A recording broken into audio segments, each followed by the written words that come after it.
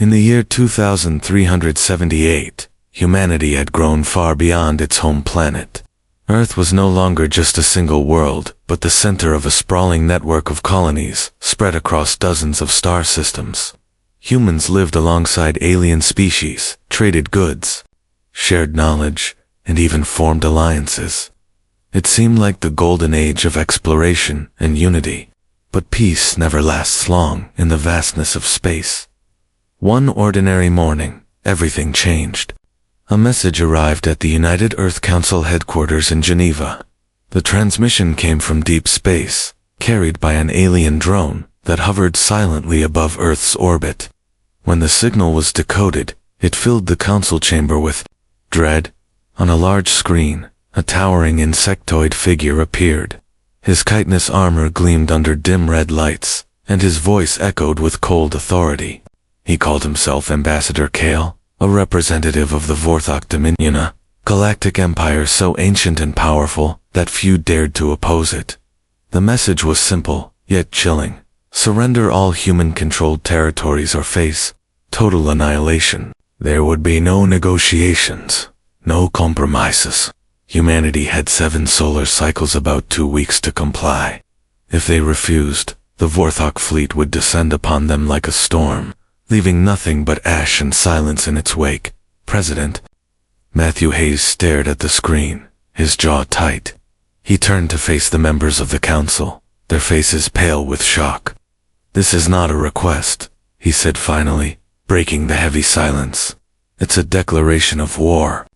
General Rachel Monroe stood up, her military uniform crisp and her expression unyielding. She had spent decades defending Earth and its colonies, and she wasn't about to roll over now. "We can't give in," she said firmly. "If we surrender, we lose everything, not just our land, but our freedom, our dignity. We'll become slaves to their empire." Others in the room weren't so sure. Some argued that fighting back would be suicide. The Vorthok Dominion controlled thousands of star systems, while humanity had barely scratched the surface of the galaxy. Their technology was rumored to be centuries ahead of anything humans possessed. How could they possibly win? Dr. Nathan Fields, head of the Interstellar Research Initiative, listened quietly, a soft-spoken man with glasses perched on his nose. He wasn't a soldier or a politician, but his mind was sharper than most weapons. He knew what humanity was capable of when pushed to the brink. "We have something they don't," he said, calmly, drawing everyone's attention. "Ingenuity, determination, and allies." Rachel nodded. "He's right. This isn't just about us. We've built friendships with other species people who depend on us as much as we depend on them. If we fall, they fall too." The debate continued late into the night, voices rising and falling like waves. Outside the council chamber, news of the ultimatum spread quickly. People gathered around screens in cities and colonies, watching replays of Ambassador Kale's ominous message. Fear rippled through the population, but so did anger and resolve. Social media platforms lit up with hashtags like #NeverSurrender and #StandWithEarth. By dawn, the decision was made. President Hayes addressed the world, standing tall behind a podium flanked by flags representing Earth and its allied planets. "To the people of Earth in our colonies," he began, his voice steady and clear, "we stand at a crossroads. Today, we are faced with a choice: to kneel before tyranny, or to rise and fight for our future. I say to you now, we will not bow, we will not break. Together, we will show the Vorthok Dominion what it means to defy humanity." As his words echoed across the stars, preparations began. Factories roared to life, producing weapons and ships. Soldiers suited up, ready to defend their homes. Scientists worked tirelessly, trying to unlock new technologies that might level the playing field. For better or worse, humanity had chosen its path. War was coming, and there was no turning back. Rachel Monroe didn't waste a moment. As soon as the council meeting ended, she activated emergency protocols, mobilizing Earth's military forces. She knew time was their greatest enemy. The Vorthok ultimatum gave them only 2 weeks 14 days to prepare for an invasion that could wipe out everything humanity had built. Every second counted. Her first call was to Admiral Jack Harper, commander of the Sol Fleet, Earth's primary defense force, stationed around the solar system. Harper was a grizzled veteran, with sharp eyes and a no-nonsense attitude. He listened intently as Rachel outlined the situation. "We need every ship ready," she told him. "Not just the ones near Earth. Pull in reinforcements from the colonies, too." Harper nodded grimly. "I'll start consolidating our forces," he said, "but we're stretched thin. If the Vorthok hit us before we're fully prepared, it's going to get ugly." Rachel agreed but reminded him they had no choice. "Ugly is better than dead," she replied. "Do what you can. We'll figure out the rest as we go." While Harper worked on assembling the fleet, Rachel turned her attention to another critical piece of the puzzle. Technology. Humanity's survival depended not just on numbers, but on innovation. She reached out to Dr. Nathan Fields, whose interstellar research initiative had been quietly working on cutting-edge projects for years. Nathan wasted no time bringing Rachel up to speed. In his lab, surrounded by glowing screens and humming machines, he introduced her to his assistant, Claire Bennett. Together, they explained their latest breakthrough, the quantum disruptor array. It was a weapon unlike anything humanity had ever created, capable of temporarily disabling enemy shields. The catch: it required enormous amounts of energy, meaning only the largest ships could carry it. "This could be a game changer," Nathan said, his voice tinged with cautious optimism. "But we need more time to refine it and to produce enough units to make a difference." Rachel frowned. Time was one thing they didn't have. Still, she gave Nathan and Claire her full support, ordering additional resources diverted to their project. "Work around the clock if you have to," she told them. "If this works, it might save us all." As preparations continued, news of the impending war spread further, reaching even the most remote corners of human space. Colonists on distant planets fortified their settlements, while volunteers lined up to join the military. Factories once used to build civilian goods were repurposed to churn out weapons, armor, and spacecraft components. Even children pitched in where they could, collecting scrap metal or helping assemble basic equipment. Despite the fear gripping many, there was also a surprising sense of unity. For years, humanity had been divided, arguing over politics, resources, and ideologies. But now, faced with an existential threat, those differences seemed insignificant. People rallied together, determined to protect their shared future. Back on Earth, President Matthew Hayes delivered another address, this time aimed at boosting morale. Standing in front of a massive crowd gathered in New York City's Central Park, he spoke passionately about humanity's resilience. "We've faced challenges before," he reminded them. "Diseases, natural disasters, even wars among ourselves. And every time, we've risen above. This will be no different. Together, we will show the galaxy that humanity does not back down." His words resonated deeply, inspiring millions. Across the planet, flags were raised, and candles were lit in memory of those who had already sacrificed so much. Songs of hope played on radios, and murals depicting brave soldiers and scientists appeared on city walls. But amid the determination, there were moments of quiet reflection. Rachel Monroe found herself staring at photos of her family late one night, wondering if she'd see them again after the battle. Nathan Fields stayed awake long past midnight, tweaking calculations and running simulations. Driven by the weight of responsibility resting on his shoulders, even Admiral Harper, usually stoic and unshakable, allowed himself a rare moment of doubt as he gazed at the stars, wondering if humanity truly stood a chance against such overwhelming odds. Yet through it all, one truth remained clear: surrender was not an option. Whatever lay ahead, humanity would face it head-on with courage, ingenuity, and an unbreakable will to survive. The Vorthok fleet arrived sooner than anyone expected.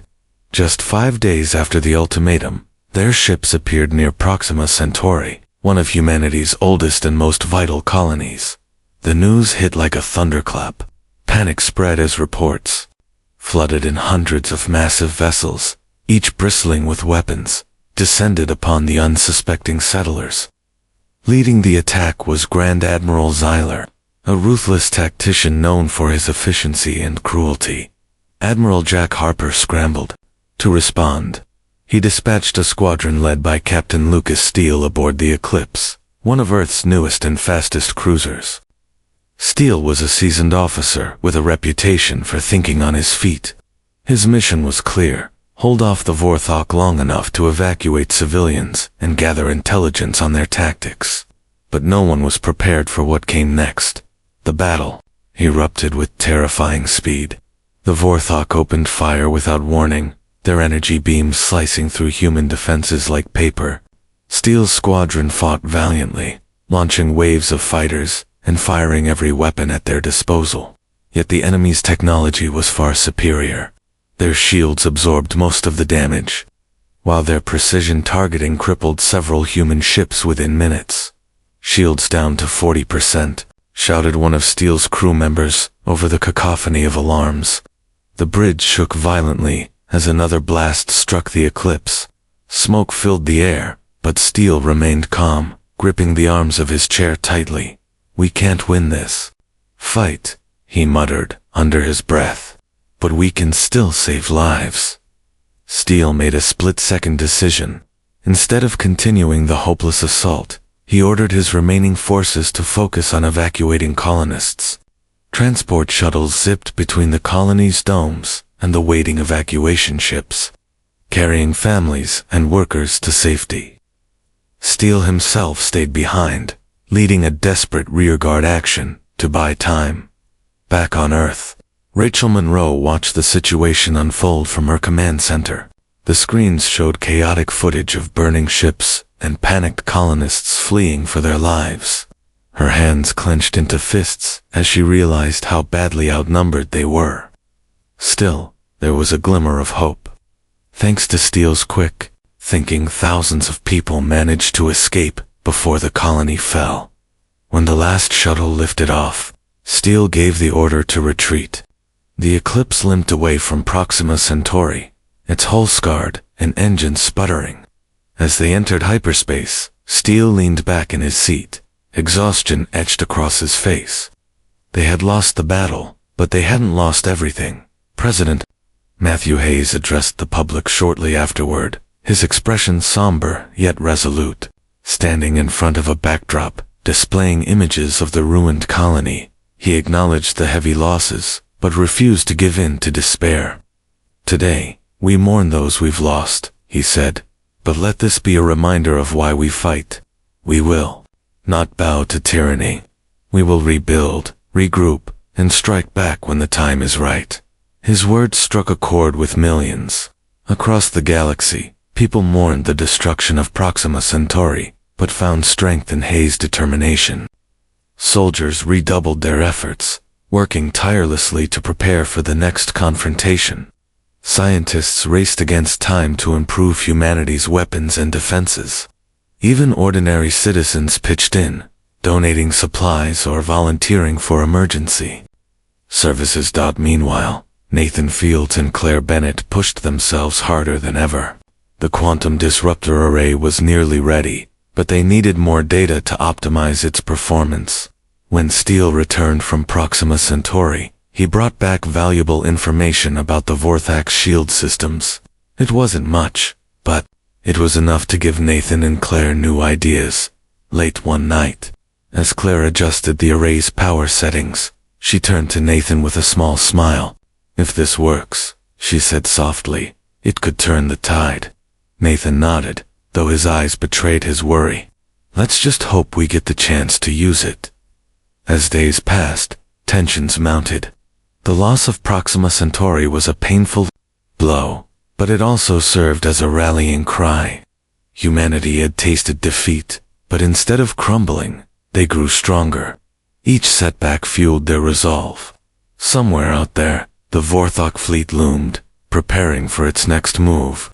And somewhere, closer to home, humanity prepared to answer with everything they had. Realizing they couldn't win alone, Rachel Monroe turned her attention to the Andari Collective. The Andari were a peaceful group of alien species that had long avoided conflict, preferring diplomacy and trade over war. Their leader, Elder Tessera, was known for her wisdom and cautious nature. If humanity could convince the Andari to join their cause, it might tip the scales in their favor. Rachel traveled personally to meet with Tessera aboard the Andari Central Station, a sprawling structure orbiting a distant star. The journey took nearly 2 days, during which Rachel rehearsed her arguments. She knew the Andari valued neutrality above all else, but she hoped to appeal to their sense of justice and self-preservation. When she arrived, Tessera greeted her warmly, though her expression remained guarded. "General Monroe," she said, her voice soft but firm, "you ask much of us. To involve ourselves in your war would risk everything we've built." Rachel nodded, understanding the weight of her request. "I won't lie to you, Elder Tessera. This fight will be dangerous. But if the Vorthok win, no one will be safe, not even you. They'll come for your worlds next, just as they came for ours." Tessera listened intently as Rachel explained humanity's situation, their determination, their ingenuity, and their willingness to sacrifice everything for freedom. She also shared details about the quantum disruptor array, emphasizing its potential to neutralize the Vorthok's greatest advantage, their shields. For a moment, Tessera was silent, her large luminous eyes studying Rachel. Finally, she spoke. "Your words are compelling, General. But I must consult my council before making any decision." The wait was agonizing. While Rachel stayed on the station, updates from Earth trickled in, grim reports of skirmishes along the border and increasing Vorthok activity near key colonies. Time was slipping away. 2 days later, Tessera summoned Rachel to deliver her verdict. When Rachel entered the chamber, she found the elders surrounded by other members of the Andari leadership. Their expressions were grim, but Tessera's gaze held a glimmer of resolve. "We have decided to aid you," she announced. "But there are conditions. We will provide cloaking technology to shield your ships from detection. In return, you must grant us a permanent seat on your newly formed Galactic Defense Council. Our voices must be heard in matters of strategy and peace." Rachel agreed immediately. The cloaking technology was exactly what humanity needed to level the playing field. With it, their ships could move undetected, striking where the Vorthok least expected. It wasn't a guarantee of victory, but it was a chance, a lifeline. Back on Earth, Nathan Fields and Claire Bennett worked tirelessly to integrate the cloaking devices into human vessels. The process was complex, requiring precise adjustments to avoid draining too much power. Days turned into sleepless nights as the team pushed themselves to the limit. Claire often joked that coffee had become their most valuable resource, but her laughter carried an edge of exhaustion. Meanwhile, Admiral Jack Harper oversaw the retrofitting of the fleet. Ships docked at space stations across the solar system, their hulls being fitted with the new systems. Pilots trained rigorously, learning how to operate under cloak without giving away their position. Every detail mattered. One mistake could mean disaster. As the upgrades progressed, morale among the troops began to rise. Stories of the Andari alliance spread quickly, inspiring hope. Soldiers whispered about the ghost fleet that would soon haunt the Vorthok. Even civilians felt a renewed sense of purpose, knowing they weren't fighting alone anymore. Captain Lucas Steele, still recovering from his ordeal at Proxima Centauri, threw himself into training exercises. He studied the cloaking tech obsessively, determined to master its capabilities. When he finally tested it in simulated combat, the results were breathtaking. His ship vanished from sensors completely, reappearing only when he fired his weapons. This changes everything, Steele muttered to himself after the simulation ended. For the first time since the war began, he allowed himself to believe they might actually stand a chance. Yet amid the optimism, Rachel Monroe reminded everyone to stay focused. "We're not out of the woods yet," she told her staff during a briefing. "The Vorthok are still stronger, faster, and better equipped. This technology gives us an edge, but we'll need more than that to win. Discipline, coordination, and sheer guts there, what will see us through." Her words resonated deeply. Humanity had taken a step forward, but the road ahead remained perilous. Still, with allies by their side and new tools at their disposal, they prepared to face the storm once more. Whatever came next, they would meet it together with courage, determination, and the unshakable belief that freedom was worth fighting for. The turning point came during the Battle of Epsilon Eridani, a star system that served as a critical supply hub for humanity's outer colonies. The Vorthok had targeted it next, likely hoping to cut off reinforcements and resources before advancing closer to Earth. Admiral Jack Harper knew they couldn't afford to lose this fight. With the newly upgraded fleet, he devised a bold plan, an ambush using the cloaking technology provided by the Andari captain. Lucas Steele was chosen to lead the operation. His ship, the Eclipse, along with a small squadron of cloaked vessels, would position itself near the edge of the system, waiting silently for the Vorthok fleet to arrive. Once the enemy ships passed their location, Steele's forces would strike from behind, cutting off their retreat and causing chaos. Meanwhile, Harper's main fleet would engage the Vorthok head-on, drawing their attention away from Steele's hidden squadron. As the Vorthok fleet entered the system, their arrogance was evident. Grand Admiral Zyler clearly expected another easy victory. His massive flagship, the Obsidian Scythe, led the charge, flanked by dozens of cruisers and destroyers. The human defenders opened fire first, launching a barrage of missiles and energy beams. But instead of retreating or regrouping, the Vorthok pressed forward, their superior firepower quickly overwhelming Harper's vanguard. On board the Eclipse, Steele watched the battle unfold through his monitors. The tension in the bridge was palpable, every crew member holding their breath as they waited for the signal to strike. Finally, when the Vorthok fleet had moved far enough into the system, Steele gave the order. "To cloak and fire," he said, his voice steady despite the adrenaline coursing through him. In an instant, the cloaked ships revealed themselves, unleashing a devastating surprise attack. Energy beams lanced out from invisible positions, crippling several Vorthok vessels before they could react. The sudden assault threw the enemy into disarray, their once orderly formation dissolving into confusion. Steele's squadron darted between the larger ships, targeting engines and weapon arrays, while staying just out of reach. Harper seized the opportunity, ordering his fleet to close the gap. For the first time in the war, the Vorthok found themselves outmaneuvered. Their shields flickered under relentless fire, and their numbers began to dwindle. But the real prize was the Obsidian Scythe. If they could disable Zyler's flagship, the Vorthok morale would collapse. Steele volunteered to lead the strike team, tasked with boarding the Scythe. It was a suicide mission, but someone had to do it. Gathering a group of elite Marines, he piloted a shuttle directly toward the massive vessel, using stolen data on Vorthok shield frequencies. They managed to breach its defenses and dock unnoticed. Inside, the fighting was brutal. Steele and his team moved quickly, planting explosives at key points throughout the ship. They encountered heavy resistance, losing half their squad in the process, but they reached the command center just as planned.